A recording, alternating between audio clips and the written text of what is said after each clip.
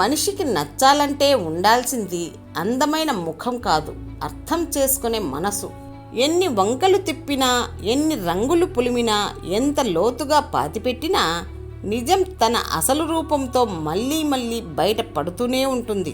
ఈ సమాజంలో పిచ్చివాడి చేతిలో రాయి ఉన్నా పర్వాలేదు, కానీ అర్హత లేని వ్యక్తి చేతిలో అధికారం, డబ్బు ఉంటే మాత్రం చాలా ప్రమాదకరమని గుర్తుపెట్టుకో. కాలం గడిచే కొద్దీ మన జీవితం మారుతుందో లేదో తెలియదు, కానీ మనతో ఉండే వాళ్ళ ప్రవర్తన మాత్రం ఖచ్చితంగా మారుతుంది. ఎప్పటి వరకు నీవు పనికొస్తావో అప్పటి వరకే వాడుకుంటుంది లోకం. అవసరం తీరిన తర్వాత వెలిగించిన అగ్గిపుల్లను పారేసినట్లే బయట పారేస్తుంది జాగ్రత్త. సంపదకు మించిన ఖర్చు, ఎదుటివారిలా బ్రతకాలనే ఆశ రెండూ ప్రమాదమే. ఒకటి నిన్ను అప్పుల పాలు చేస్తే, రెండవది నీ సంతోషాన్ని నీకు దూరం చేస్తుంది. జీవితంలో సంతృప్తి పడడం నేర్చుకున్న వ్యక్తి ఎప్పుడూ ఆనందంగానే ఉంటాడు. అదే చేతకాని వ్యక్తి ఎప్పుడూ దుఃఖానికి గురవుతూనే ఉంటాడు. 25 ఏళ్ల వయసులో ఉండే అందం, ఓపిక 60 ఏళ్లకు ఉండవు. 60 ఏళ్ల వయసులో ఉండే అవగాహన, ఆలోచన 25 ఏళ్లకు ఉండవు. నీ చుట్టూ ఉన్న సమాజం నువ్వు చెప్పే నిజాన్ని నమ్మలేని స్థితిలో ఉన్నప్పుడు అబద్ధాన్ని అందంగా చెప్పడం నేర్చుకో, తప్పులేదు. ఎదుటివారు నీలో తప్పులు చూపారని తల్లడిల్లిపోకు.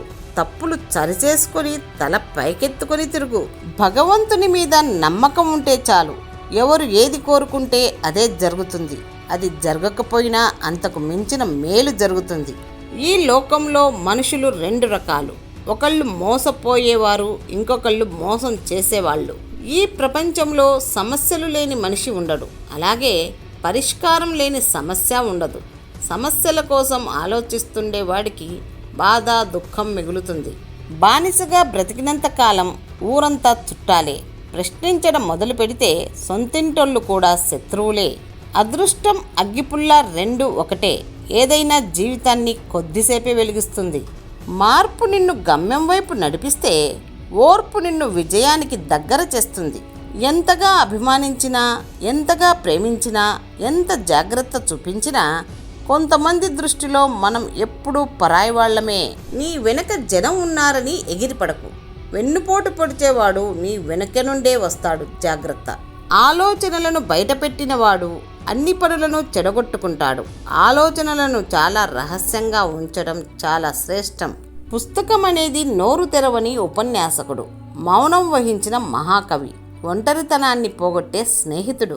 నాలుక కన్నా చెవులే మంచివి. తాము విన్నవి అవి చెప్పలేవు, కానీ తాను విననివి కూడా నాలుక చెప్పగలదు. రాముడంతటి వాడే రావణుడికి నచ్చలేదు. కృష్ణుడంతటి వాడినే కంసుడు మెచ్చలేదు. అందరికీ నచ్చేటట్టు, అందరూ మెచ్చేటట్టు మనం ఉండాల్సిన అవసరం లేదు. ఎవరి జీవితం వారిదే. పలకరింపు చిన్నదైనా మనస్ఫూర్తిగా పలకరిస్తే చాలు. ఎదుటివారి మనసు సంతోషంతో నిండిపోతుంది. చేసే మాట చెప్పకు, ఇచ్చిన మాట తప్పకు.